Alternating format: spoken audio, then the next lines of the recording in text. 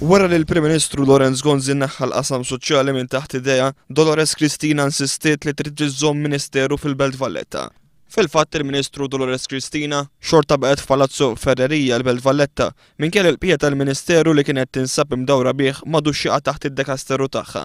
Fl-istess waqt il-Ministru Chris Sajt li ħa taħt idejh il-politika soċjali kellu jibqa' jżomm l-uffiċċju tiegħu f'Kastilja bħal meta kien għadu segretarju parlamentari. Meta Chris Sajt trid jieħu postu fil-Ministeru tiegħu f'Palazzo Ferrerija, Dolores Cristina talbet biex tmur fl-uffiċini fejn minn sena ilu hawn kien hemm is-segretarjat privat tal-Ministru Austin Gatt fi Strada Stretta. Biex jakkomoda talba ta' Dolores Cristina l-Gvern daħal fi spiża ta' 100,000 euro biex is-segretarjat permanenti fil-Ministeru ta' Austin Gatt jagħmel spazju għal Dolores Cristina u jitrasferixxi ruħu għal binja fil-Millenja fil-Marsa.